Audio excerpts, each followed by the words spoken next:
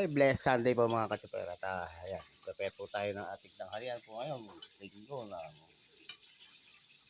umaga, ng pantanghalian pala. Ayan.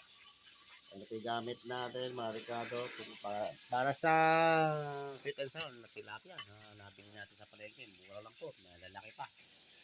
Ayan po yung carrots, luya, bell pepper, sibuyas at bawang. Ito yung tinimplahang sweet and sour sauce.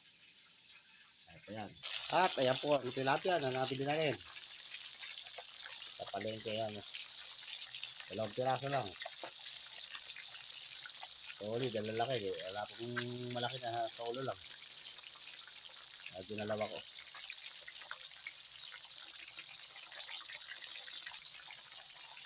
Yan. Prito. At ayan na nga po, magigisa na po tayo ng para sa sauce ng ating ulam na sweet and sour tilapia. Walang kamatayang tilapia po yan.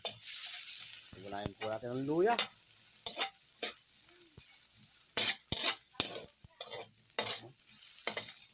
Ayan, luya. Hintayin lang natin na medyo mag-brown na konti. Ayan, sunod na natin ang bell pepper.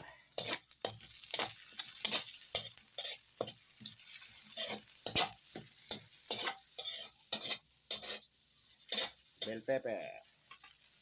At ang ating bawang.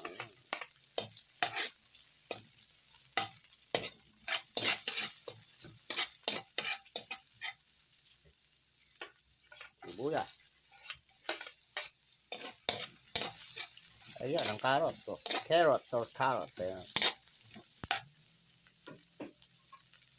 At isusunod na po yung ating ginawang mixture ng sweet and sour ketchup. Ayan. Hintayin lang po natin kumulo yan. Tatalbog na natin ang ating tilapia pagkakulo ng ating mixture. Okay. At ayan na nga po. At hindi po pala itatalbog yung ating tilapia. Lalagyan na po ng sauce sa ibabaw. Ganun lang pala ang style. Okay, at yan na po ating finished product. At ulam natin ngayong linggo. Blessed Sunday po ulit. Maraming salamat po mga katsupera.